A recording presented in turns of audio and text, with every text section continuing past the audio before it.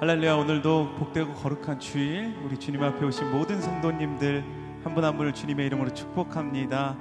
우리 앞뒤 좌우에 계신 분들 바라보시면서 반갑게 인사 나눴으면 좋겠는데요. 참 잘 오셨습니다. 우리 함께 인사해 보겠습니다.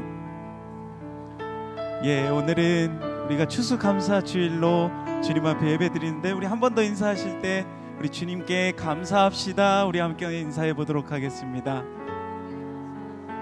네, 우리에게 베풀어 주신 그 주님의 은혜를 기억하며 오늘도 주님 앞에 감사의 찬양으로 나아가길 소망합니다. 우리 가운데 큰 기쁨과 은혜를 주신 그 주님을 높여드리며 함께 주님 앞에 기쁨으로 찬양하며 나아가도록 하겠습니다. 우리 함께 박수치며 주님을 찬양합시다.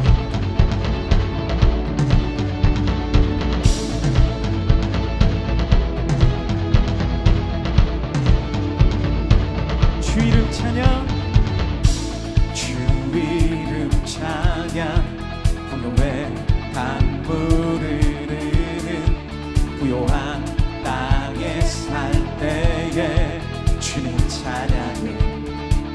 아멘. 주 이름 찬양, 주 이름 찬양, 거칠은 광야와 같은 인생길 걸어갈 때도 주님 찬양해.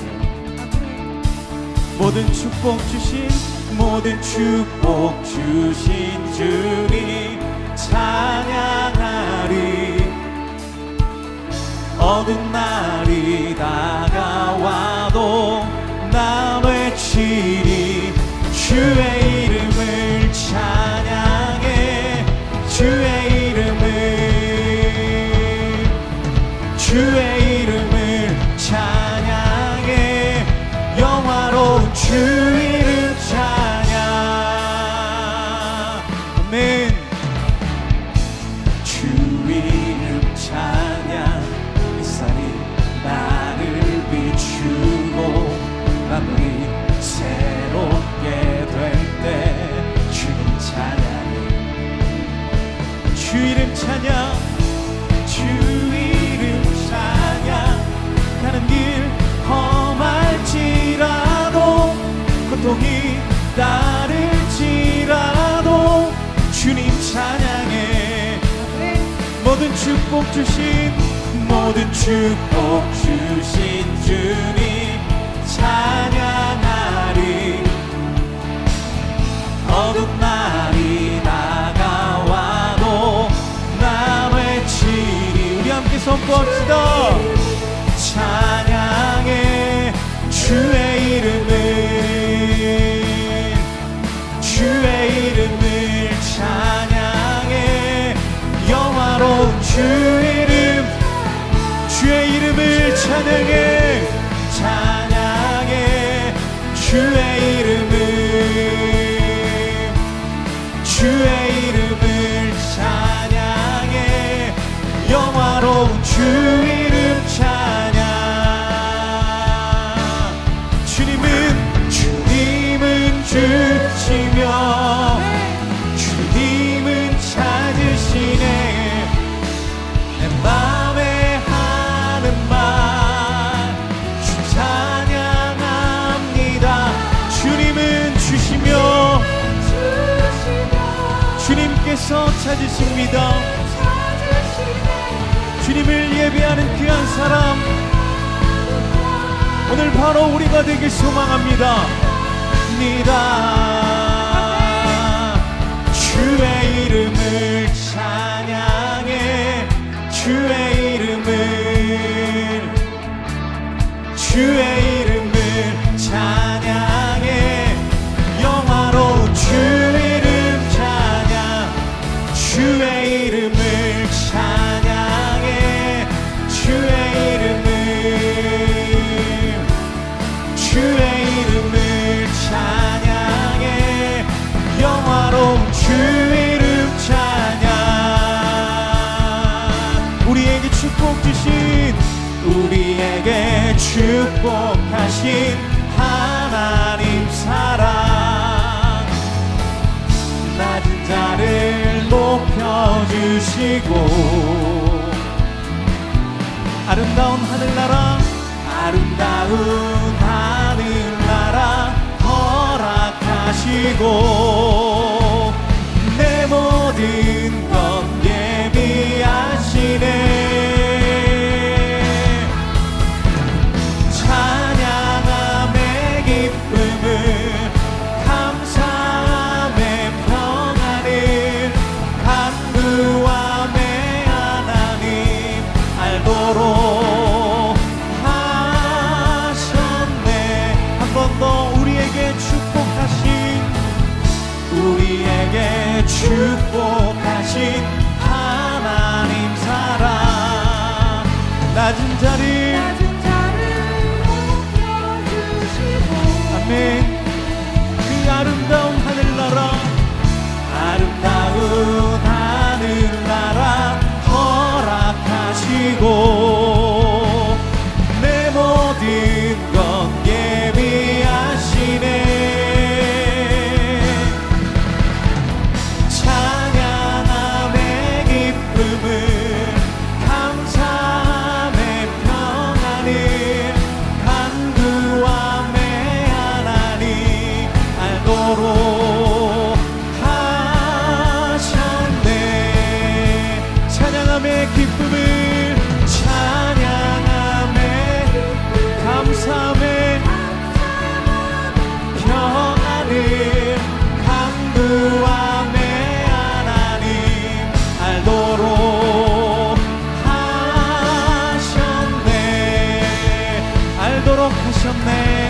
알도록 하셨네.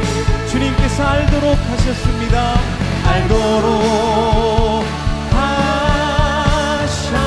하셨네.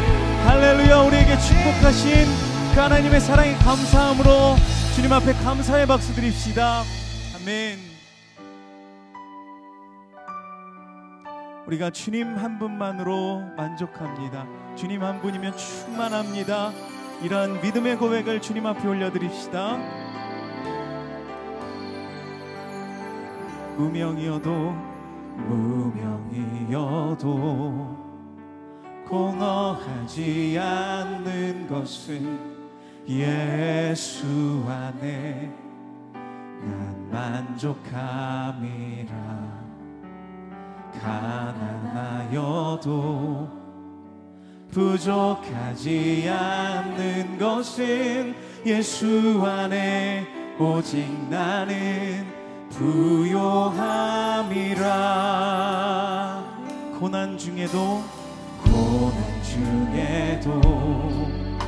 견뎌낼 수 있는 것은 주의 계획 때문이라. 실패하여도 일어설 수 있는 것은 예수 안에 오직 나는 승리함이라. 난 예수로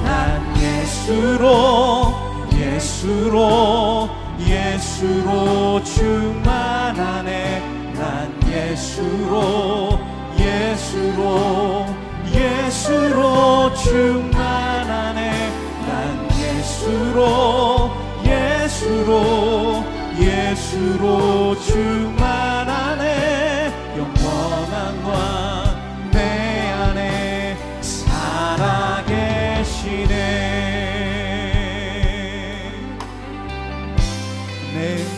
내 몸이 약해도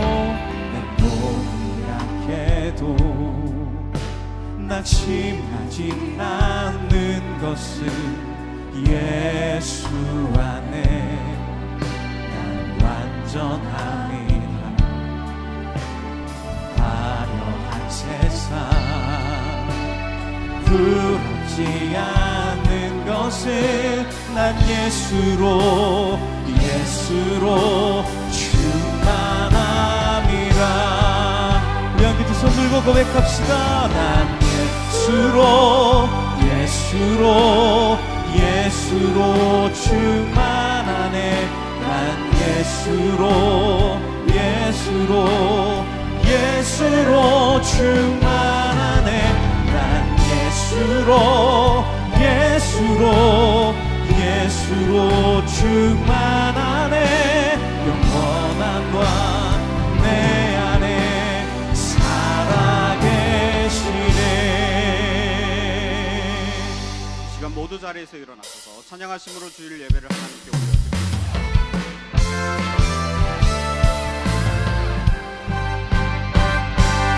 누가 주의 자비를 따라 한없는 은혜 증량할까. 영광을 떠나 이 땅에 오신 죄를 지신 구주 예수, 주의 십자가 내게 말하네. 영원히 난 용납됐네. 아름다우신과 나는 주의 것, 그리스도 나의 산소망. 할렐루야 주를 찬양하여라. 할렐루야 자유케 하셨도다. 죄의 저주 끊으신 주께 구원이 또다. 주 예수 나의 산소망. 할렐루야 주를 찬양하여라. 할렐루야 자유케 하셨도다. 죄의 저주 끊으신 주께 구원이 또다. 주 예수 나의 산소망. 그리스도 나의 산소망. 당신은 나의 산소망.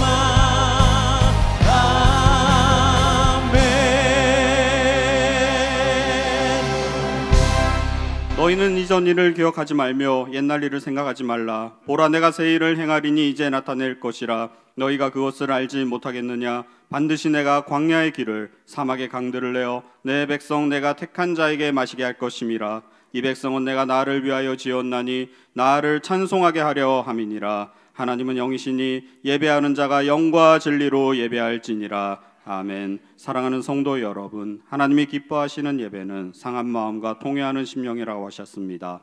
이 시간 성령께서 깨닫게 하시는 잘못들을 가지고 진실한 마음으로 각자 입을 열어 참회하는 기도를 드리겠습니다.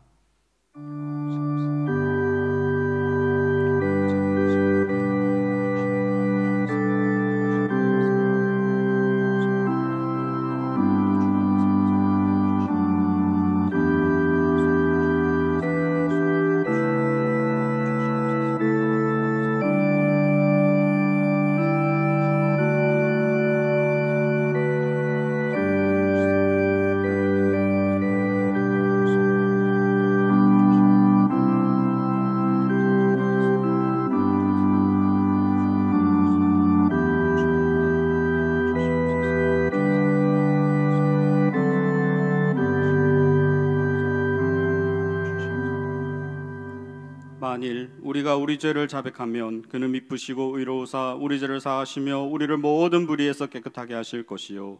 사랑의 주님, 이 놀라운 용서의 은총을 허락하신 것을 감사합니다. 이제는 우리가 법 아래 있지 아니하고 은혜 아래 있기 때문에 더 이상 죄가 우리를 주관치 못하는 줄 믿습니다. 이 시간 우리를 다시 한번 성령으로 강건케 하시고 충만케 하여 주옵소서. 예수님의 이름으로 기도합니다. 아멘. 자리에 앉으셔서 찬송하시겠습니다.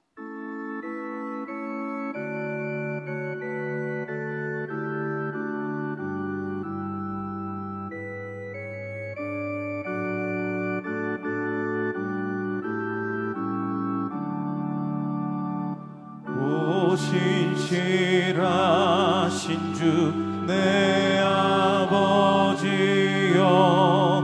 늘 함께 계시니 두려움 없네. 그 사랑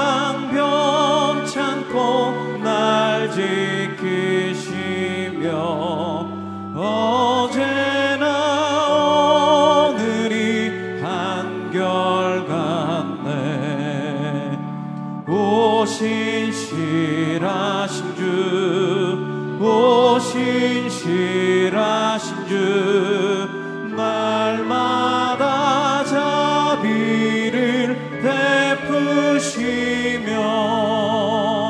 일용할 모든 것 내려주시니 오 신실하신 주 나의 구주 봄철과 또 여름 가을과 겨울 해와 달 별들도 다 주의 것 만물이 주 영광 드러내도다 신실한 주 사랑 나타내네 오 신실하신 주 오 신실하신 주 날마다 자비를 베푸시며 일용할 모든 것 내려주시니 오 신실하신 주 나의 구주 내 죄를 사하여 안위하시고 주 친히 오셔서 인도하네 오늘의 힘 되고 내일의 소망 주만이만 복을 내리시네 오 신실하신 주 오 신실하신 주 날마다 자비를 베푸시며 일용할 모든 것 내려주시니 오 신실하신 주 나의 구주 이 세상을 창조하시고 다스리시는 여호와 하나님 아버지 사랑하는 성도들이 함께 모여 경배와 찬양을 올려드리오니 홀로 영광받아 주옵소서 1년 365일이 다 주님의 은혜로 살아온 날임을 고백하며 날마다 베푸신 은혜에 감사드리며 매일의 삶을 인도하시는 주님의 성실하심과 긍휼을 베푸시는 무한하신 사랑에 감사를 드립니다. 지난 20년간 더 사랑의 교회와 함께 하시고 여기까지 인도해 주신 주님께 은혜와 감사를 올려드립니다. 주님 다시 오실 때까지 가르치고 치유하며 전파하는 사역들을 끈기 있게 행할 수 있도록 성령 하나님 역사하여 주옵소서. 분립개척한 교회들을 기억하여 주시고 예배와 교제가 어려운 작은 교회들과 선교사님들에게도 감사드릴 수 있는 시간을 허락하여 주옵소서. 미래준비팀에 많은 자녀들이 모이게 하시니 감사드립니다.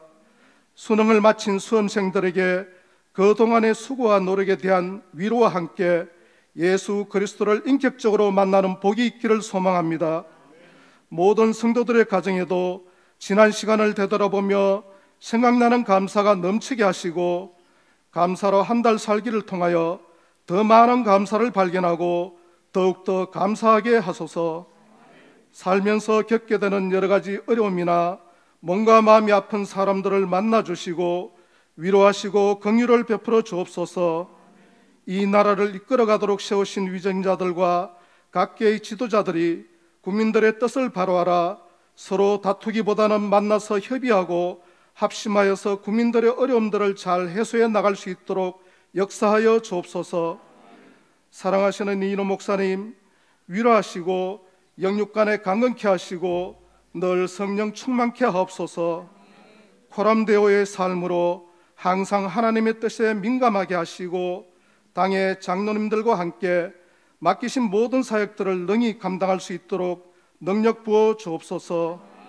말씀 전하도록 세우신 조관식 목사님을 성령 충만케 하사 이 시간 주님의 말씀을 대언할 때에 생명의 역사가 일어나도록 은혜 부어 주시고 주님 홀로 영광받아 주옵소서. 여러 사역의 현장에서 예배를 돕는 성기미들에게 쓰임받는 기쁨과 감사가 넘치게 하옵소서. 우리의 소망이요 기쁨이 되시는 예수 그리스도의 이름으로 간절히 기도드리옵나이다.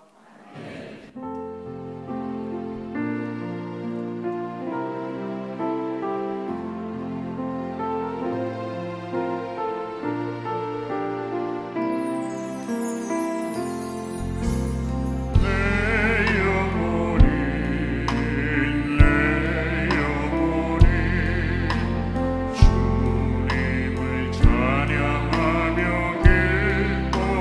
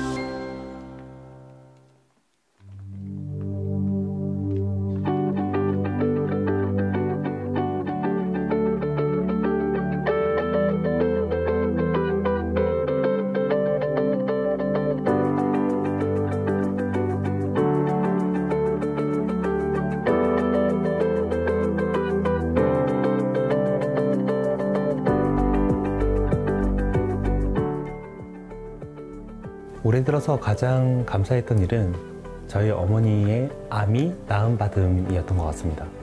올해 초에 저희 어머니께서 갑상선암과 유방암을 동시에 판정을 받으셨었는데요.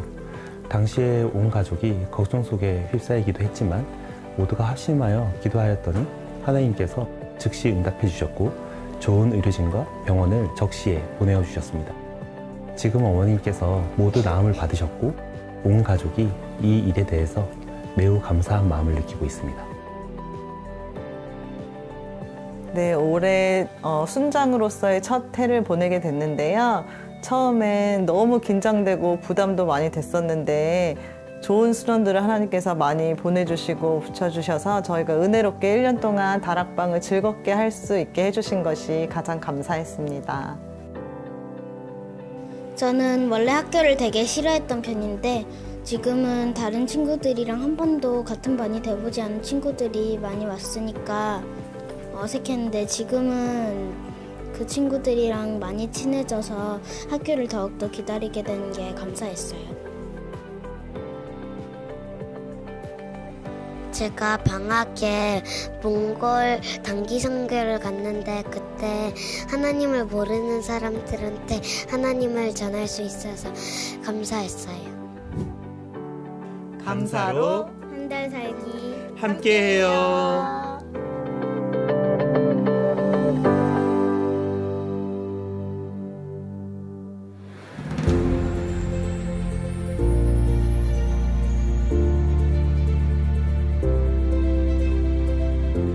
더사랑의 교회 예배에 참여하신 모든 분들을 주님의 이름으로 환영합니다. 새로 오신 분은 예배가 끝난 직후 3층 새가족실에 오셔서 등록해 주시면 감사하겠습니다. 홈페이지를 통해 온라인으로도 새가족 등록을 하실 수 있습니다. 가등록 후 담당 교역자의 등록 신방을 받으시면 정식 등록교인이 됩니다. 또한 주일학교 미취학 부서는 교회 본당 1층과 지하에서 유년부에서 고등부까지는 교회에서 100m 떨어진 이음센터에서 진행됩니다.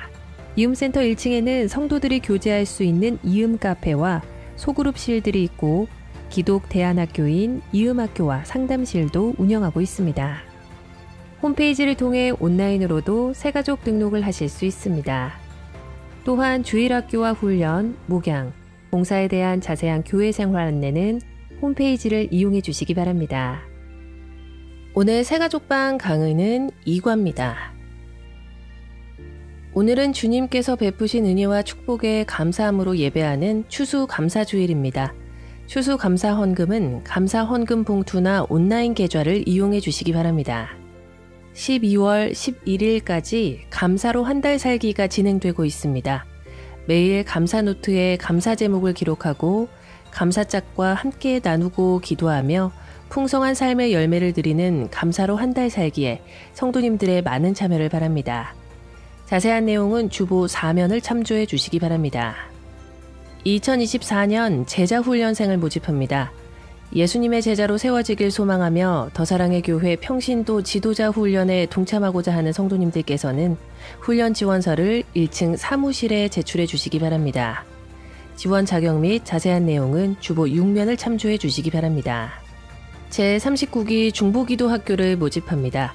12월 4일 월요일부터 6일 수요일까지이며 모집 인원은 선착순 50명입니다. 홈페이지와 사무실 1층과 3층 로비에서 접수가 가능합니다. 자세한 내용은 주보 6면을 참조해 주시기 바랍니다. 2024년도 신규 재직 직분자 임명 동의서를 발송할 예정입니다.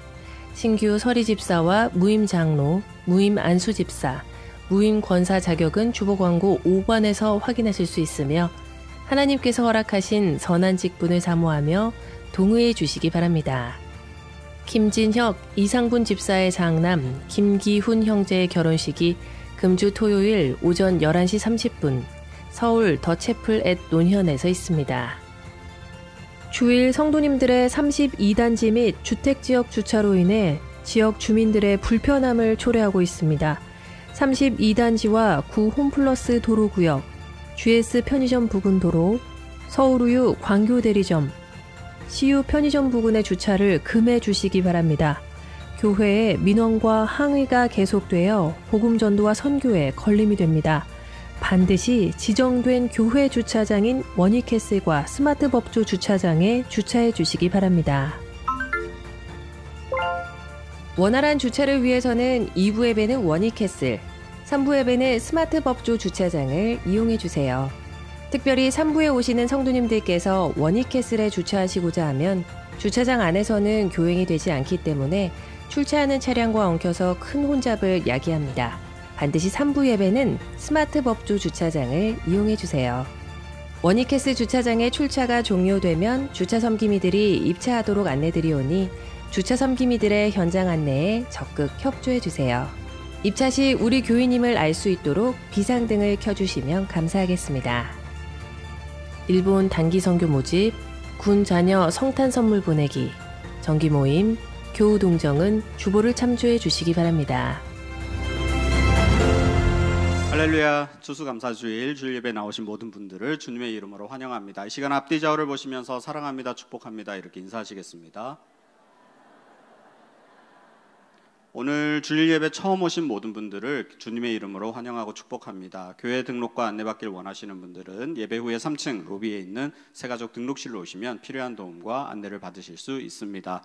오늘은 추수감사주일 예배입니다. 우리가 평소에도 늘 감사하지만 오늘은 특별히 우리가 드릴 수 있는 최고의 감사로 하나님께 영광 올려드리며 예배하는 한 날 되기를 소망합니다. 아울러서 특별히 감사로 한 달 살기가 계속해서 진행되고 있습니다. 감사 제목을 생각하시고 또 함께 나눌 때 더 기쁨과 감사가 배가 된다는 사실 기억하시고 12월 11일 한 달 동안 아버지 하나님께 최고의 감사로 또 영광 올려드리는 기간 되기를 소망합니다. 12월 4일부터 6일까지 제39기 중보기도학교생을 모집하고 있습니다. 중보기도학교는 우리 교회 제자훈련과 함께 기둥과 같은 양기둥과 같은 중요한 훈련입니다. 많이 신청해 주시고 또 기도로 동역해 주시면 감사하겠습니다. 오늘 주일 예배는 우리 교회 협동 목사님으로 섬기시는 조관식 목사님께서 은혜로운 말씀 전해 주시겠습니다. 이인호 목사님은 부친상 관계로 부재 중이시라는 점 기억해 주시길 바랍니다. 특별히 광고에서 보셨듯이 주차 문제로 주중에 많은 어려움이 있습니다. 특별히 우리 1층의 사무 간사님과 또 여러 간사님들이 너무 듣기 힘든 험악한 욕설과 함께 많은 민원 전화에 시달리고 있다는 점 꼭 기억해 주시고 원익캐슬과 스마트 법조 프라장 지정된 주차에 꼭 주차를 해주시면 너무너무 감사하겠습니다. 걸으시면 운동이 됩니다. 주차도 편하게 하시고 운동도 하고 또 복음 전도에 기한 동참을 하고 있다. 세 가지를 얻을 수 있는 주차 질서에 꼭 동참해 주시면 너무 감사드리겠습니다. 오늘 우리에게 주신 하나님 말씀은 신약 성경 누가복음 17장 11절에서 19절까지의 말씀입니다. 신약 성경 누가복음 17장 11절에서 19절까지의 말씀을 저와 여러분이 한 절씩 교독하시겠습니다. 예수께서 예루살렘으로 가실 때에 사마리아와 갈릴리 사이로 지나가시다가 한 마을에 들어가시니 나병 환자 10명이 예수를 만나 멀리 서서 소리를 높여 이르되 예수 선생님이여 우리를 불쌍히 여기소서 하거늘 보시고 이르시되 가서 제사장들에게 너희 몸을 보이라 하셨더니 그들이 가다가 깨끗함을 받은지라. 그 중에 한 사람이 자기가 나은 것을 보고 큰 소리로 하나님께 영광을 돌리며 돌아와 예수의 발 아래에 엎드려 감사하니 그는 사마리아 사람이라. 예수께서 대답하여 이르시되 10사람이 다 깨끗함을 받지 아니하였느냐 그 9은 어디 있느냐. 이 이방인 외에는 하나님께 영광을 돌리러 돌아온 자가 없느냐 하시고 같이 봅니다. 그에게 이르시되 일어나 가라 내 믿음이 너를 구원하였느니라 하시더라. 아멘. 이 시간 조관식 목사님께서 말씀 전해 주시겠습니다. 할렐루야. 자, 우리 옆에 분에게 우리 감사로 한 달 살기 캠페인 하고 있으니까 한번 해봅시다. 당신이 있어서 감사합니다. 시작. 당신이 있어서 감사합니다. 여러분들이 계셔서 감사합니다. 오늘은 추수감사주일로 한국의 대부분의 교회들이 감사 예배를 드리고 있습니다. 한국 교회는 11월 셋째 주일을 추수감사주일로 보냅니다. 근데 이 추수감사주일 유래에 대해서 대강 알고 계신 분들도 있겠지만 제가 다시 한번 설명해 드리겠습니다. 이 추수감사절은 원래 미국에서 시작되었습니다. 1620년 영국에 있는 퓨리탄들, 청교도 신도들이 블라드메리라는 그 여왕의 박해를 피해서 신앙의 자유를 찾아 신대륙 미국으로 이제 배를 타고 가게 됩니다. 오랜 항해 끝에 신대륙에 도착을 했지만 그들이 도착해서 한 1년 동안 너무나 혹독한 어려움을 지냈습니다. 102명 중에 절반은 질병으로, 굶주림으로 세상을 떠나고 또 여전히 가뭄과 그리고 전염병으로 시달려야만 했습니다. 그래서 그들은 이 어려운 상황을 극복하고자 금식 기도를 선포하고 하나님께 간절히 매달렸습니다. 굶주린 배를 움켜쥐고 하나님 앞에 매달리면 주님이 도와주실 거라는 그 믿음을 가지고 그들이 간절히 그렇게 한 것이죠. 그렇지만 아무리 시간이 지나도 별로 달라지는 것이 없었습니다. 그래서 그들은 다시 모여서 의논을 합니다. 우리가 계속 금식 기도를 해야 되는가? 이때 한 형제가 이런 제안을 합니다. 지금까지 우리는 여러 차례 금식을 하며 하나님의 도움을 간구했습니다. 제 생각에는 어려울 때마다 금식 기도를 하는 것은 하나님께 불평하는 것이나 다름없는 것 같습니다. 이제 생각을 달리했으면 합니다. 흉년이 들고 형제 자매들이 병으로 쓰러지는 어려운 상황이지만 그래도 감사할 것이 있다고 생각합니다. 비록 식량이 풍족하지 못하고 여건도 유럽에서 생활할 때보다 편하지는 않지만 우리에게는 신앙의 자유가 있고 정치적인 자유가 있고 게다가 우리 앞에는 광활한 대지가 있고 그리고 마음 맞는 이웃들과 함께하고 있습니다. 그래서 우리가 금식기도 대신에 감사기간을 정해놓고 하나님께 감사기도를 드리면 어떨까요? 라고 제안을 했습니다. 이 제안을 모든 사람들이 공감하며 받아들였습니다. 그래서 그들은 금식 대신에 감사주간을 선포해놓고 하나님 앞에 나아가 감사하기 시작했습니다. 그래서 그들은 그 어려움을 잘 이겨냈고 첫 번 추수감사제를 성대하게 하나님께 감사의 축제로 보낼 수가 있었습니다. 이것이 오늘날 미국의 원동력이 되었다고 합니다. 미국 사람들이 제일 많이 하는 말이죠. Thank God, Thank you. 이 감사의 정신은 바로 이 퓨리탄 사람들에 의해서 전파된 것입니다. 이것은 1620년에 미국에서 시작된 일인데 한국 교회는 어떻게 그럼 이 감사주의를 하게 됐나? 이 감사주의를 지키는, 감사할 줄 아는 지식인들 그리고 신앙이 깊은 선교사들이 우리에게 1885년에 복음을 전해주러 왔습니다. 언더우드와 아펜셀러 두 사람이 1885년 4월 5일 날 인천 제물포항에 들어오면서 우리나라에는 복음이 전파되기 시작했죠. 그래서 20년이 지난 1904년 이제 그들의 그 선교 활동을 통해서 한국에 많은 교회들이 세워졌고 부흥이 일어났습니다. 그래서 1904년에 제4회 조선예수교 장로회 공회라는 큰 모임을 갖게 됩니다. 이때 한국의 서경조 장로님께서 선교사들의 입국을 기점으로 한국 기독교가 이렇게 엄청나게 부흥하고 성장하고 그리고 많은 사람들이 구원을 받았는데 우리들도 하나님 앞에 감사를 해야 될 것 아니냐 그런 제안을 했습니다. 미국 선교사들은 이때까지만 해도 자기네들끼리 모여서 추수감사 예배를 드렸는데 이제 이 한국 사람들이 감사 일을 갖게 하자고 제안을 하는 것을 받아들여서 1904년 11월 11일 선교 감사일로 정하게 되었습니다. 미국 사람들은 추수에 대한 감사 예배를 드렸다면 한국 성도들은 한국의 구원의 역사를 일으키신 하나님, 그런 선교사들을 보내주신 하나님께 감사하자는 제안으로 이 감사일이 시작됐습니다. 그리고 또 10년이 지나서 1914년 조선 장로교 총회는 11월 둘째 주 수요일을 선교 감사일로 정하게 되었습니다. 그러다가 또 1921년 조선 장로회와 조선 감리회가 연합을 해서 그 연합 공의회에서 그 선교 감사일을 추수 감사일로 바꾸면서 그때부터 또 변화가 있었지만은 11월 셋째 주일로 추수 감사주일로 정하게 되었습니다. 따라서 미국과 우리가 조금 차이가 있다면 우리는 선교사들을 보내줘서 하나님의 왕국이 세워지고 교회가 세워지고 교회가 성장하고 믿는 사람이 날마다 더해가는 데 대한 감사의 마음으로 감사를 했다는 면이 미국과는 조금 차이가 있다고 보겠습니다. 그러나 이 두 가지가 같이 이제 섞이면서 우리는 매해 11월 셋째 주는 이렇게 풍성한 과일과 곡식들의 단을 이렇게 장식하면서 이런 귀한 음식물을 주신 하나님께 감사 예배를 드리고 있습니다. 이러한 유래를 여러분들이 좀 기억을 해 주시고, 오늘은 제가 신앙생활에 있어서 감사가 우리에게 어떤 의미를 주는가, 그리고 그 감사가 우리의 신앙생활에 어떤 유익을 가져다 주는가를 여러분과 말씀을 나누고자 합니다.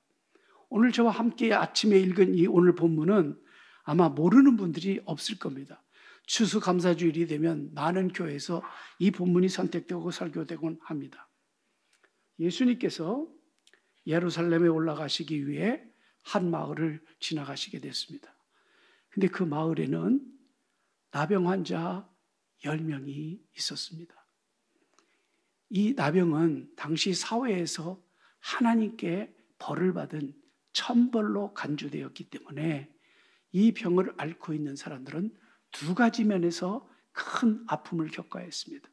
하나는 종교적으로 하나님께 벌을 받았다라고 하는 종교적 판단이 있고, 또 하나는 이 병은 다른 사람에게 감염시킬 수 있다 하여 사회적으로부터 격리되는 아픈 병이었습니다.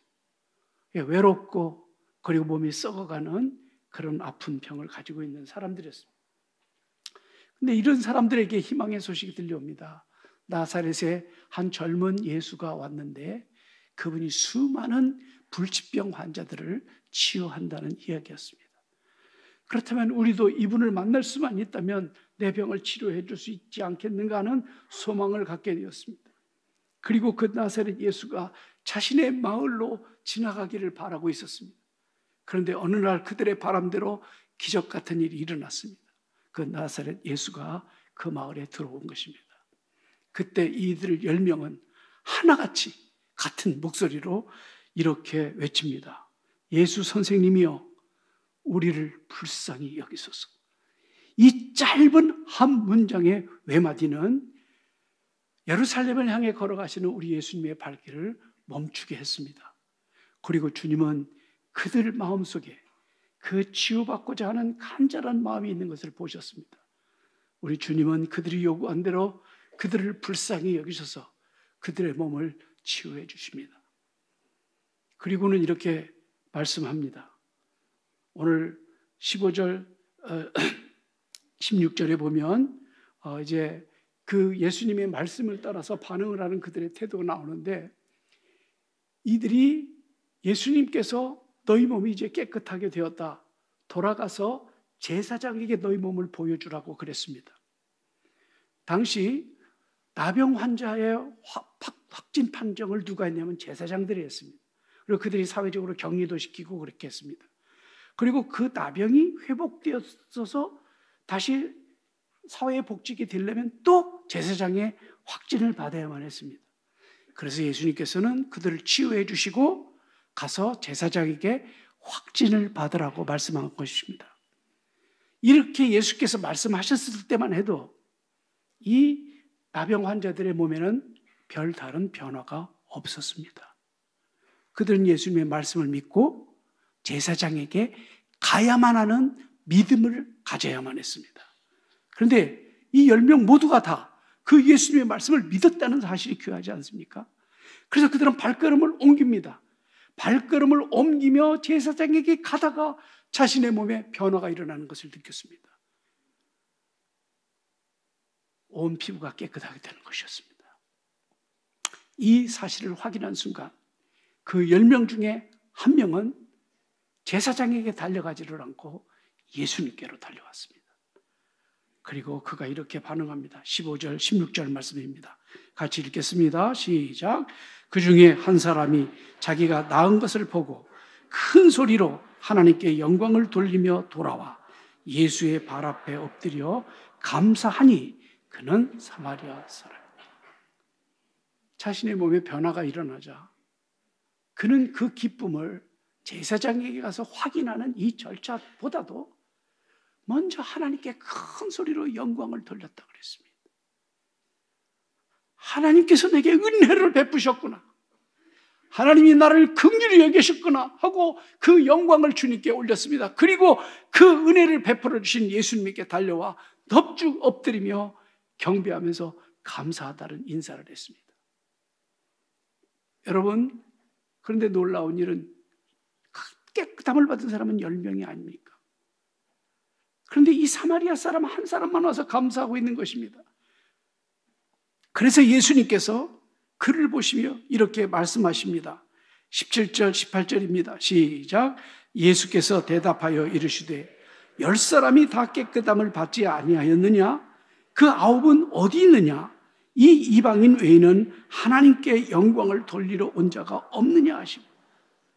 주님은 10명이 다 깨끗함을 받았는데 왜 9명은 어디 가고 당신만 이곳에 와서 하나님께 영광을 돌리는가 하면서 이상하게 여기셨습니다. 이 말씀 속에는 그 9명의 치유의 은총을 입은 그 사람들에 대한 섭섭한 감정도 있었을 듯합니다. 그리고 그들이 내게 왜 치료해달라고 외쳤는지, 그 치료가 그 9명의 문둥병자들에게 삶에 어떤 의미를 주며 그들과 하나님과의 관계는 어떤 의미를 주는가에 대해서 주님은 생각하지 않을 수가 없었던 것입니다. 여러분, 이 사건은 우리에게 시사하는 바가 큽니다. 예수 그리스도께 은혜를 받는 사람은 많습니다. 그런데 어떤 사람은 그것을 은혜로 여기고 돌아와서 감사하는 사람이 있는가 하면 어떤 사람들은 감사로 연결을 시키지 못하고 거기서 끝나는 사람들이 있다는 것입니다. 그렇습니다, 여러분. 하나님의 은혜, 하나님이 주신 축복을 우리가 감사로 연결하지 않으면 그 영성은 거기에서 끝나고 맙니다. 그러나 이 사람은 하나님께 받은 그 은혜가 너무 감사해서 그 영광을 하나님께 돌렸고 그 은혜를 주신 예수님께 와서 감사의 마음을 경배로 표현하였습니다. 여러분, 이렇게 놀라운 은혜를 입은 이 사마리아 사람, 그 나머지는 그러면 누구겠습니까? 유대인들입니다. 성경에 익숙한 사람들, 모든 예배에 익숙한 사람들, 자신들이 선민이라고 확신하고 있는 이 사람들, 그 사람들은 이렇게 기적적인 하나님의 은혜를 체험하여서도 그것을 감사로 하나님께 영광을 돌리는 것으로 연결하지 못했습니다. 이것은 우리 모두에게도 이런 현상이 일어날 수 있지 않을까요? 우리 주님께서는 이방인이면서도 그 은혜를 은혜로 여길 줄 알고 감사하는 사람을 향해서 또 한 발걸음 나가 축복을 합니다. 그게 바로 19절 말씀입니다. 다 같이 읽겠습니다. 시작. 그에게 이르시되 일어나 가라. 내 믿음이 너를 구원하리. 9명은 안타깝게도 이 축복을 받지를 못했습니다. 그들의 육신의 질병은 고침을 받았는지 모르나 예수님과는 아무런 관련을 맺지 못했고 하나님과는 아무런 관련을 맺지 못했습니다. 그러나 이 사마리아 사람 한 사람, 은혜를 감사로 연결하는 이 사람은 내 믿음이 너를 구원하였다라는 축복을 받았습니다. 그는 육신만 치료된 것이 아니라 하나님과의 관계에서 상실되었던 그 관계가 회복되고, 그리고 예수님과 깊은 영적인 관계를 맺는 관계가 되었습니다. 그는 육신적인 질병뿐만 아니라 그 마음 영혼 깊은 곳에 있는 영혼의 아픔을 치유받았습니다. 진정한 감사는 우리의 영혼을 터치합니다. 하나님의 은혜와 축복에 머물며 감사로 연결되지 않는 사람은 하나님과의 관계에 있어서, 예수님과의 관계에 있어서 깊은 영적인 관계와 교류가 차단된다는 사실을 우리는 아셔야 됩니다. 여러분, 우리는 지난 주일 담임 목사님을 통해서 하나님의 은혜를 받았음에도 은혜를 은혜로 여길 줄 모르는 은혜 망각 증후군에 빠지게 될 때 우리 신앙에 어떤 한계가 있으며 우리 신앙이 어떤 위험에 빠질 수 있는가에 대해서 지난주일 설교를 들었습니다. 여러분, 미신과 기독교의 차이가 어디에 있을까요?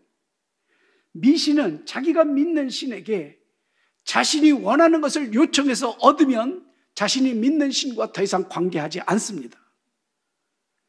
그러나 기독교는 자신이 믿는 그 하나님에게 요청을 하여 그 은총을 잊게 되면 그 하나님과 깊은 관계를 맺게 됩니다. 그것은 감사로, 그것은 찬양으로, 그리고 그 모든 공을 하나님께 영광으로 돌리는 그것과 연결되어 있습니다. 미신에는 감사 예배가 없습니다. 미신에는 찬양 예배가 없습니다. 그러나 기독교만큼은 감사가 있고 찬양이 있습니다. 왜냐하면 미신의 상대적 신은 인격적 실체가 아닙니다. 허상입니다. 아무것도 아닌 존재들입니다. 그러나 예수님은 지정의를 갖고 계신 인격적인 신이십니다.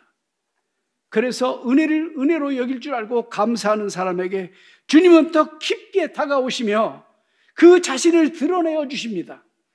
기독교는 하나님 앞에 나와서 자신이 원하는 것을 얻는 것으로 끝나지 않습니다.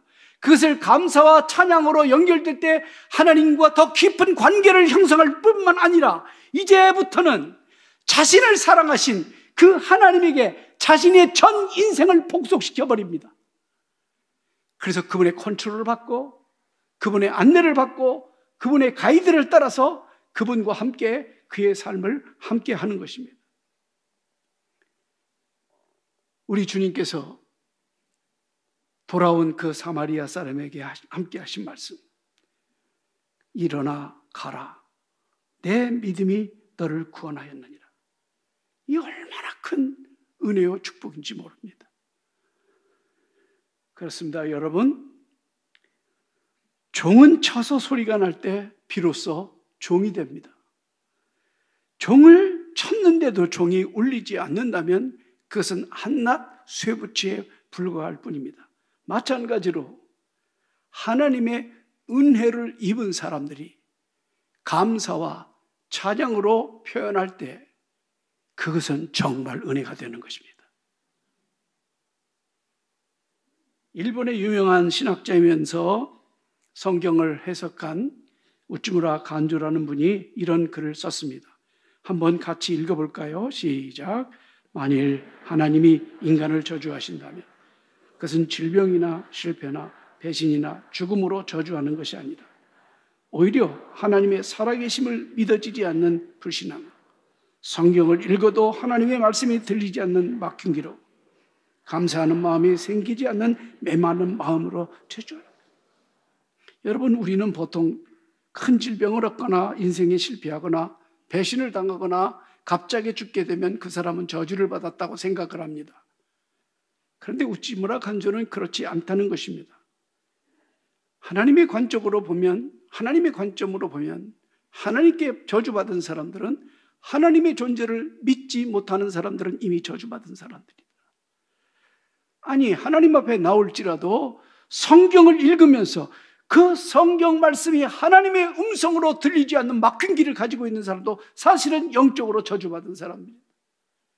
뿐만 아니라 감사하는 마음이 생기지 않고 메마른 마음으로 살아가는 것, 그것 역시 하나님께서 저주하신 것이다라는 아주 무서운 말을 하고 있습니다.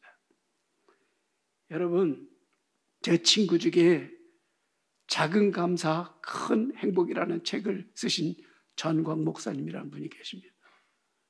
이분은 365일 감사 노트를 한국에서 처음으로 만드신 분이기도 합니다. 이분은 작은 감사를 자꾸 연습해서 써봤더니 나중에는 그 감사 바구니가 차고 넘쳐서 나중에 큰 행복으로 자기에게 다가오더라는 것입니다. 우리는 지난주일부터 감사로 한 달 살기 캠페인을 하면서 감사 노트를 쓰기 시작했습니다. 거기에 여러분들은 어떤 감사를 써야 될까요? 저는 오늘 2부 찬양대 찬양을 들으면서 오늘 설교하기가 싫었습니다. 저 찬양이 다 오늘 설교 내용이다. 다. 오늘 찬송 시를 다시 한번 들으면서 다시 숙지하십시오. 거기에 모든 것이 다 담겨 있습니다. 우리의 감사의 내용은 그런 것으로 가득 차야 합니다. 여러분, 풍족한 물질의 소유만이 감사의 조건이 아닙니다. 감사가 함께하는 소유가 진정한 은혜에서의 축복이고 풍요함입니다. 아무리 많은 것을 소유했다 할지라도 그 물질을 더 갖고 싶은 욕망과 그 물질을 어떻게든지 지켜야 된다고 하는 그 강박관념이 우리에게 남아있다고 한다면 그것은 결코 축복일 수가 없습니다. 우리를 얽어매고 있는 굴레입니다. 그러나 아무리 작은 소유를 가지고 있다 할지라도 불편하고 결핍할지라도 그의 생활에 그 소유 속에서 하나님을 의식하고 하나님께 감사할 수 있다면 그 작은 소유야말로 그 사람에게는 행복이고 그 작은 소유 속에 계시는 하나님이 그 신분이신 것입니다. 감사는 우리를 그런 곳으로 인도합니다. 그래서 감사의 지수가 높다고 하는 것은 우리의 신앙이 깊어지고 있음을 의미하는 것이고, 감사의 크기가 점점 커지고 있다고 하는 것은 우리의 믿음이 점점 커지고 있다는 것을 반증하는 것입니다. 우리가 그래서 어떻게 감사해야 될까요? 무엇을 감사해야 될까요? 데살로니가 5장 18절에서 사도 바울은 이렇게 우리에게 권면합니다. 같이 읽겠습니다. 시작. 범사에 감사하라. 이것이 그리스도 예수 안에서 너희를 향하신 하나님의 뜻이다. 범사에 감사하라. 이게 헬라어 원어에는 엔 판티 유카리스테이테 이렇게 되어 있습니다. 모든 일에 감사하라. 이게 일반적으로 우리가 이해하는 거죠. 근데 권위 있는 영어 성경은 모든 일에도 감사하라고 번역되어 또 이렇게도 번역되어 있는 것이 있는 것을 봤습니다. 어떤 형편에서든지 감사하라. 어떤 형편에서든지 라는 말은 모든 형편을 초월해서 우리가 감사할 수 있어야 된다는 것입니다. 기도가 응답되었을 때도 감사해야 되고, 기도가 거절되었을 때도 감사해야 되고, 내가 건강할 때도 감사해야 되고, 내가 병약해졌을 때도 감사해야 되고, 내가 원하는 것을 성취했을 때도 감사해야 되고, 내가 원하는 것을 얻지 못하고 실패했을 때도 감사해야 된다는 것이 다 포함된 것입니다. 또 하나의 영어 번역 성경에는 무슨 일이 일어나도 감사하라고 번역되어 있습니다. 여러분, 이 세 마디, 모든 일에 무슨 일이 일어나도 어떠한 형편에서든지 이 세 가지 마디는 엔판티라고 하는 헬라어 모든 의미를 다 이렇게 종합하고 있는, 섞여 있는 그런 단어들입니다. 따라서 우리가 믿는 하나님이 어떤 분인 줄을 안다면 우리는 어떤 형편에 처하든지 무슨 일을 만나든지 모든 일에서 하나님께 감사할 수 있는 줄 믿습니다. 제가 2년 전에 로렌스 형제의 글을 읽다가 이 글이 너무 좋아서 제 스마트폰에 적어놓고 제 마음에 울적해지면 저는 이 글을 보고 다시 힘을 내곤 합니다. 지식을 뛰어넘는 사랑. 하나님께서는 우리에게 무엇이 필요한지 가장 잘 아십니다. 그분은 또한 모든 일을 다 우리의 유익을 위해 행하십니다. 그러므로 우리를 향한 하나님의 사랑이 얼마나 큰지 아는 사람은 어떤 일에서도 다르게 살아갑니다. 좋은 일뿐만 아니라 괴롭고 힘든 일이라 해도 그것이 하나님으로부터 왔다는 확신이 있다면 하나님의 사랑을 아는 사람은 언제나 동일한 마음으로 모든 것을 받아들입니다. 하나님으로부터 오는 것이기에 그것을 기쁨으로 맞이할 수 있습니다. 가장 쓰라린 고통이 닥쳤다고 합시다. 그것은 우리가 결코 참아내지 못할 것은 아닙니다. 우리가 그릇 해석하지만 않는다면 말입니다. 가장 쓰라린 고통일지라도 그것을 하나님께서 베푸신 것으로 본다면 우리를 낮추시고 괴롭게 하시는 분이 우리의 자비로우신 아버지이심을 안다면 고통은 그 쓴맛을 잃고 오히려 위로를 주게 될 것입니다. 그래서 우리는 어떤 일이 일어나도 어떤 환경에 처해도 우리를 사랑하는 하나님이 이런 분인 줄 알기 때문에, 믿기 때문에 감사할 수 있는 줄 믿습니다. 우리는 흔하게 한 3가지 방식으로 감사하는데 익숙해져 있습니다. 첫째로는 받았기 때문에 드리는 감사가 있습니다. 하나님께 뭔가를 획득했어요. 그래서 드리는 감사가 있어요. 좋은 학교를 우리 아이가 진학할 수 있어서, 잃어버린 건강을 다시 찾을 수 있어서, 휘청이는 회사를 다시 안정시키고 이제 소득을 올리는 그런 회사로 세울 수가 있어서, 또 직장을 새롭게 얻을 수 있어서, 우리는 이런 외에도 이런 모양 저 모양으로 하나님께 주신 것을 가지고 감사할 수 있어요. 그러나 여러분, 우리가 중요하게 알아야 될 것은 그 받은 것에 우리의 마음을 빼앗기면 안 됩니다. 그 받은 것을 주신 분이 누구인가를 우리는 알아야 됩니다. 그 받은 것을 주신 분이 누구인가를 알지 못하면 우리는 지난주에 설교 들은 것처럼 그것 때문에 또 우리의 신앙이 슬럼프에 빠지거나 망가지게 됩니다. 여러분, 구약성경에 신명기라는 책이 나옵니다. 이 신명기라는 책은 모세가 이스라엘 백성들을 이끌고 나와서 마지막 숨거두기 전에 출애굽 2세대를 향해서 설교하신 내용입니다. 40년 동안 모세가 이스라엘 출애굽 1세대를 이끌고 오면서 그는 얼마나 많은 아픔을 경험했는지 모릅니다. 자신들이 이끌어온 사람의 여호수아 갈렙을 제외하고는 전부 다 가나안 땅에 못 들어가고 다 광야에서 40년 동안 배회하다 죽었습니다. 그 지도자로서, 그런 세대를 이끌어온 지도자로서 마음이 몹시 아팠을 겁니다. 그래서 이제 그 중간에 태어난 출애굽 2세대, 이제 가나안 정복을 앞두고 있는 이 2세대만큼은 좀 반듯하게 살았으면 좋겠다라는 생각으로 그 실패담을 가슴에 담고 쓴 책이 신명기입니다. 이 신명기라는 책에는 단어 2개가 특별히 많이 나옵니다. 히브리어 샤마라는 단어와 제콜이라는 단어입니다.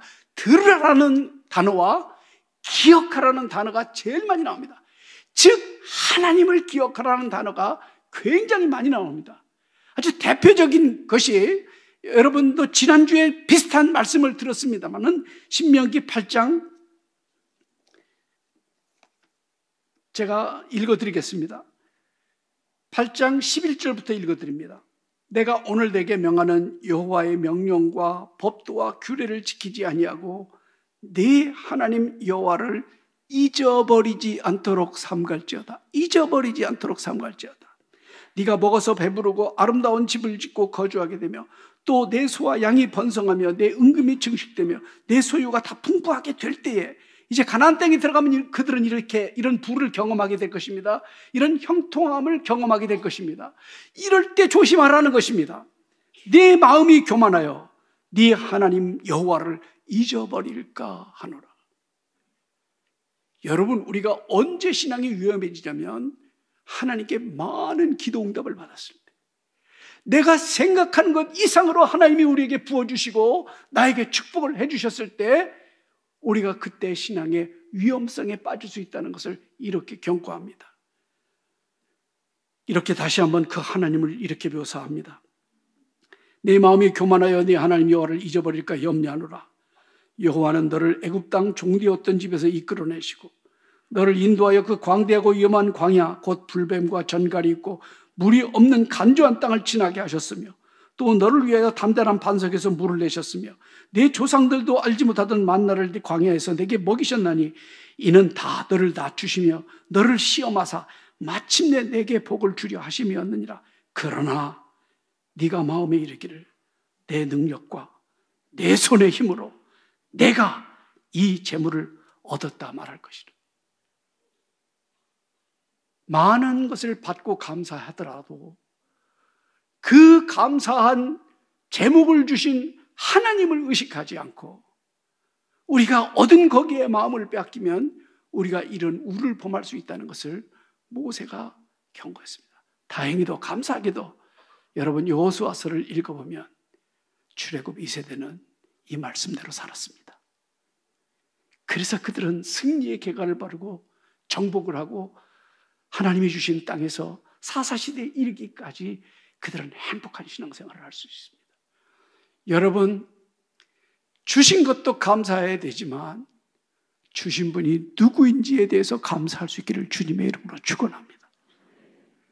두 번째는 누군가를 섬길 수 있었기 때문에 드리는 감사가 있을 수 있습니다. 사도행전 20장 35절에 보면 주는 것이 받는 것보다 복이 있다는 말씀이 나옵니다. 우리는 흔히 주는 사람보다 받는 사람이 복을 받았다고 생각을 합니다. 근데 하나님은 그렇게 말씀하지 않습니다. 오히려 주는 사람이 받는 사람보다 더 복을 받은 사람이다, 그렇게 말을 합니다. 여러분, 우리는 보통 받았을 때 감사합니다. 줄 때 감사 많이 못합니다. 근데 여러분, 어린애와 어른의 차이가 뭔지 아십니까? 어린이, 미성숙한 어린이와 성숙한 어른의 차이는 물건을 어떻게 사용하는 걸 보면 압니다. 어른들은 주면서 기뻐합니다. 자식들에게 베풀면서 자식들을 돌봐주면서 이웃을 섬기면서 즐거워합니다. 근데 애들은 받을 때 기뻐합니다. 여러분, 받는 것으로만 감사하지 말고 줄 수 있는 마음, 줄 수 있는 형편 주신 걸 감사할 수 있기를 바랍니다. 저와 여러분이 아직도 받을 때만 기뻐하고 감사한다면 우리는 아직도 어린아이 신앙에서 벗어나지 못하고 있습니다. 이제는 우리가 좀 한 걸음 더 나가서 내가 맛있는 음식을 먹고 좋은 옷을 입고 여유가 있는 취미생활을 하기에 기뻐하기보다는 그것을 나와 누구와 함께 공유할 수 있는 것으로 기뻐할 수 있기를 주님의 이름으로 축원합니다. 모든 소유는, 우리에게 주신 모든 소유는 이웃과 함께 공유하며 기뻐하라고 주셨습니다. 따라서 이번 추수 감사절은 하나님께도 감사의 표현을 하셔야 되지만 우리 이웃들 중에 결핍과 아픔과 소외 속에 살고 있는 사람들 찾아가서 여러분들이 받은 소유를, 그 축복과 은혜를 쉐어하시기를 바랍니다. 주기를 바랍니다. 주는 자가 받는 자보다 복되도다 하셨습니다. 제가 리차드 포스터 책을 읽으니까 우리가 재물에 대해서, 오늘 이 시대는 재물이 지배하는 시대입니다. 물질주의가 아주 팽배한 시대입니다. 돈이 없으면 죽는다는 생각을 하는 것이 우리입니다. 이런 물질주의에 우리의 마음을 빼앗기지 않는 세 가지를 리차드 포스터가 가르쳐 주더라고요. 당신이 탐욕과 인색함으로부터 자유함을 얻으려면 이 세 가지를 당신의 마음속에 새기시오. 첫째, 모든 소유물은 하나님께 받은 선물이다. 이걸 잊지 마십시오. 내가 갖고 있는 모든 소유는 하나님이 주신 선물이다. 두 번째, 내 모든 소유물도 하나님이 돌보셔야 지켜준다. 그걸 잊지 마시라. 세 번째, 모든 소유물은 다른 사람에게도 유용해야 된다. 공유해야 된다. 여러분들이 이것을 연습하시면 물질에 대한 나의 더 갖고 싶은 욕망과 그리고 물질을 나누기 싫은 인색함으로부터 자유함을 얻을 줄 믿습니다. 이것이 감사의 조건이 되어야 됩니다. 마지막 세 번째로 깨달았기 때문에 드리는 감사가 있습니다. 하나님의 은혜라고 깨달았기 때문에 감사하는 것이 있습니다. 여러분, 행복은 소유에 있지 않습니다. 깨달음에 있습니다. 소유의 크기에 달려있는 것이 아니라 깨달음의 크기와 깨달음의 깊이에 달려 있습니다. 여러분들 아무리 많은 것을 받고 누리고 살다가 죽는다 해도 그 사람의 삶 속에 그것이 하나님의 은혜로 연결되지 않고 하나님의 섭리로 연결되지 않는다면 그는 불행한 삶을 살다 간 사람입니다. 모든 것이 하나님의 은혜로 하나님의 섭리로 하나님의 지혜로 연결이 될 때, 그렇게 깨달을 때 우리의 감사가 더 풍성해지는 줄 믿습니다. 저는 19살 때 큰 죽음의 위기를 모면한 사람입니다. 제가 19살 때 공장을 다녔는데, 공장에 가기 위해서는 제가 그 당시에 평창동, 지금 평창동이 부유한 동네지만 그때는 굉장히 가난한 동네였어요. 구로동까지 버스를 2번 갈아타고 가야 됩니다. 그런데 그때는 버스에 한 번 타면 얼마나 힘들지 몰라요. 출퇴근 시간에는 차장이 따로 있어가지고 막 몸으로 밀고 들어가야 될 때. 근데 제가 힘이 딸렸는지 그만 그 버스를 타지를 못했습니다. 놓쳐버렸어요.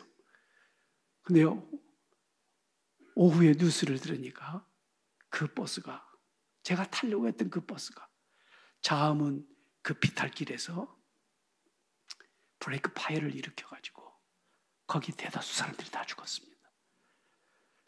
그 소식을 제가 딱 듣고 하나님이 나를 구하셨구나.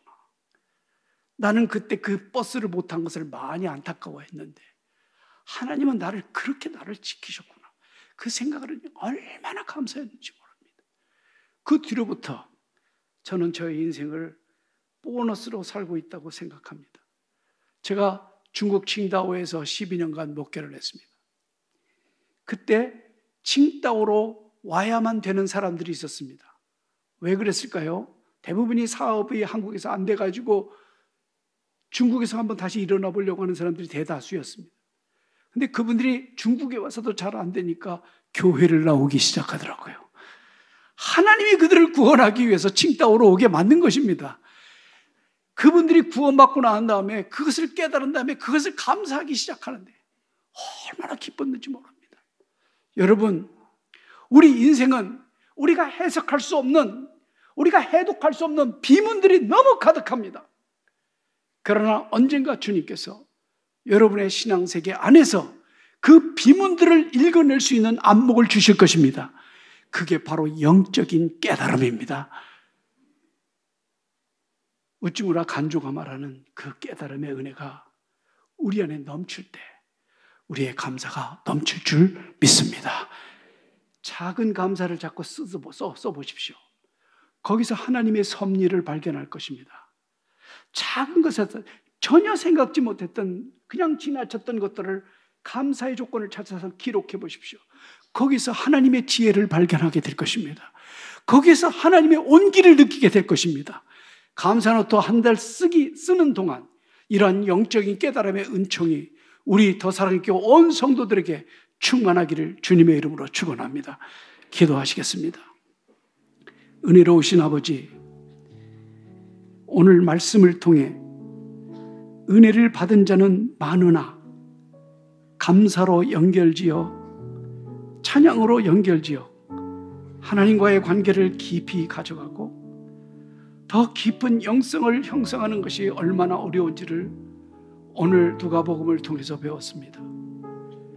주여, 우리를 은혜를 받았음에도 불구하고 은혜를 은혜로 여길 줄 모르는 어리석은 자가 아니라 이 사마리아 사람처럼 그것을 감사한 마음으로 하나님께 영광을 돌리며 주님께 경배했던 그 사람의 믿음처럼 이번 감사제를 통하여, 감사로 한 달 살기를 통하여 이 감사가 회복되고 우리의 영성이 깊어지는 복된 성도들이 되게 하여 주시옵소서. 예수님의 이름으로 기도드립니다. 아멘.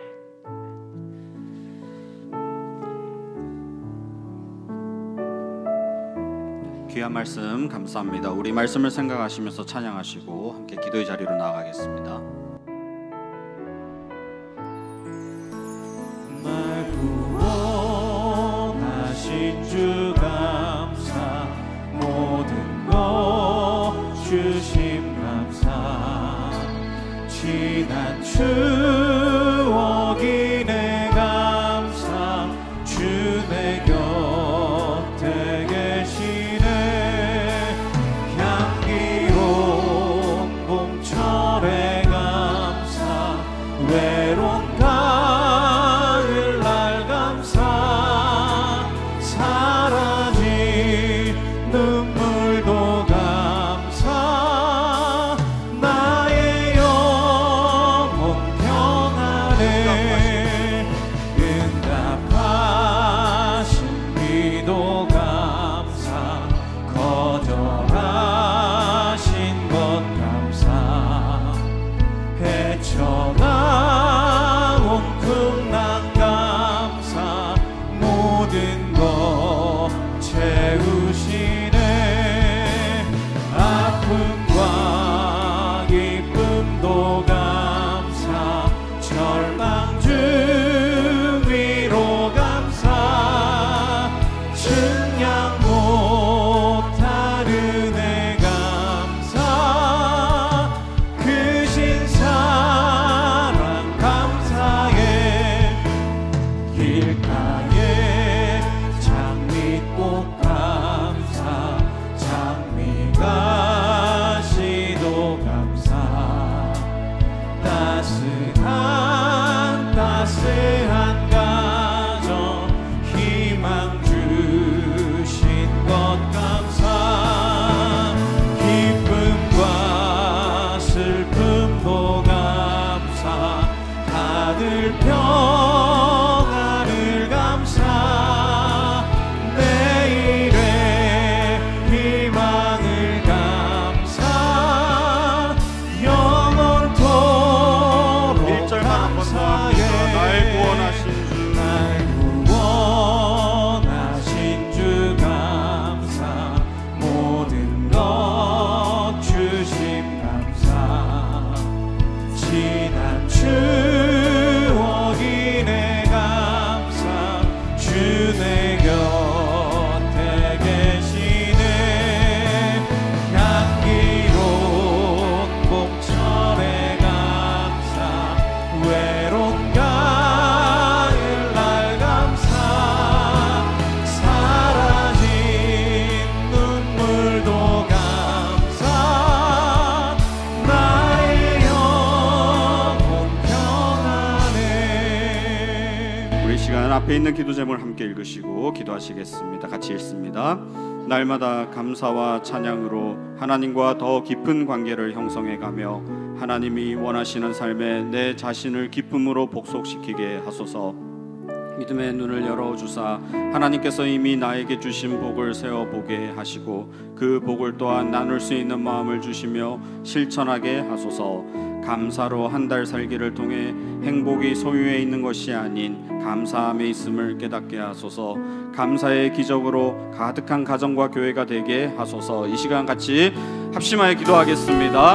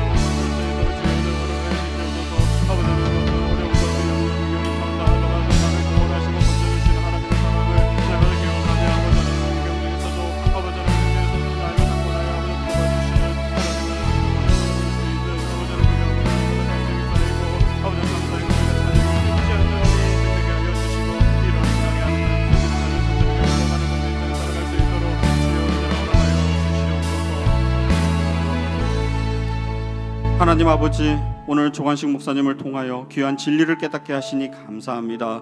무엇보다도 우리는 연약하고 무지하여 추수감사주일 절기를 통해서 하나님이 주신 은혜를 잊지 않고 감사할 수 있도록 인도하여 주시니 더욱더 감사드립니다. 우리는 그 무엇 하나 한 것 없지만 하나님께서는 세상을 이처럼 사랑하시어 독생자를 우리에게 보내셨고 그 보혈 공로 의지해서 우리를 하나님의 백성으로 삼아주신 끝없는 사랑을 베풀어 주셨사온데, 날마다 이 구원의 은혜와 감격 속에서 항상 감사와 찬송이 넘치는 복된 인생 되게 하여 주시옵소서. 남과 비교하며 더 가지고 덜 가지고에 함몰되는 인생이 아니라 지금 나에게 주신 것들을 세어보며 하나하나 감사로 영광 올려드릴 때에 더 채우시고 능력 주시는 하나님을 만나게 하여 주시고, 나의 유일한 소망 되시는 하나님께 전부를 내어드리는 참된 주의 백성들 되게 하여 주시옵소서. 진행 중인 감사로 한 달 살기를 통해서 감사의 제목이 풍성히 넘치게 하여 주시며, 동역자들과 함께 나눌 때에 더 풍성한 감사의 제목으로 영광 올려드리게 하여 주시옵소서. 특별히 주신 것들을 소중히 여기며 나보다 연약한 지체들, 이웃들을 사랑으로 섬기게 하여 주시고, 이를 통해 예수 그리스도의 사랑을 널리 전하는 축복의 통로로 우리를 삼아 주시옵소서. 이 시간 우리를 구원하시기 위해 독생자 예수 그리스도를 아낌없이 내어주시며 모든 것을 베푸신 그 은혜에 감사하여 귀한 예물을 올려드립니다. 오직 하나님만 기뻐 받아주시며 마음과 정성을 다해 드리는 모든 손길 위에 축복하여 주옵소서. 이 귀한 예물이 사용되는 곳마다 주의 이름만이 나타나게 하여 주시고, 하나님 나라의 확장과 복음사역 그리고 주님의 몸 되신 교회를 위하여 귀하게 사용하여 주시옵소서. 하나님의 분기시되는 사랑하는 주의 백성들의 생업과 가정, 자녀 손 위에 한없는 은혜와 축복을 부어주시며 언제 어디서나 삶의 자리에서 주님만을 찾으며 주님만을 높여드리는 복된 인생 되게 하여 주시옵소서. 군복무와 해외 유학 출장 등 타지에 있는 사랑하는 주의 권속들을 눈동자와 같이 지켜보호하여 주시고, 병상에 있는 육신의 질병으로 힘들어하는 당신의 사랑하는 백성들을 치료하여 주시고 회복시켜 주시옵소서. 감사드리며 우리를 원하신 예수님의 이름으로 기도합니다. 아멘. 이 시간 하나님께 헌금 드리시겠습니다.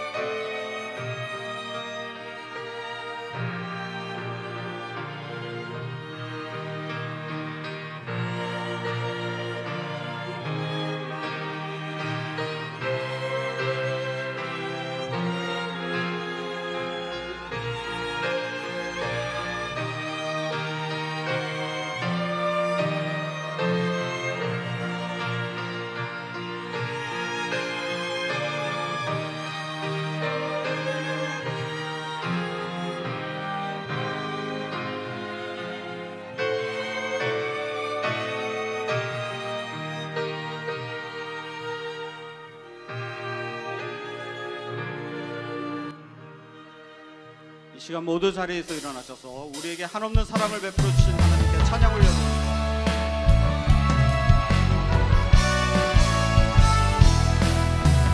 모든 민족과 망원들 가운데 수많은 주 백성 모였네. 주의 보혈과 그 사랑으로 백성 삼으셨네. 주를 향한 감사와 찬양을 말로 다 표현할 수 없네. 다만 내 소리 높여 온 마음을 다해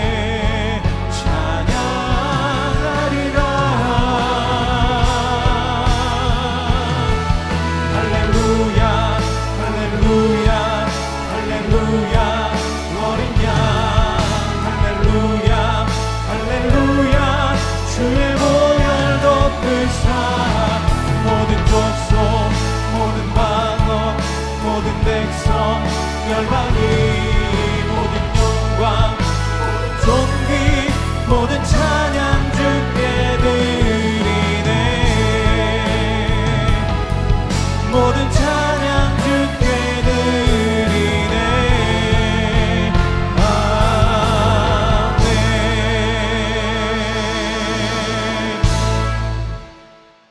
지금은 우리 주 예수 그리스도의 무한하신 은혜와 아버지 하나님의 다함이 없는 사랑과 성령님의 따뜻한 사귐과 인도와 충만하심이 어떠한 형편에서든지 모든 일에 무슨 일을 만나든지 감사하기를 원하는 우리 모든 성도들 가운데 영원토록 함께 하시기를 간절히 축원하옵나이다. 아멘.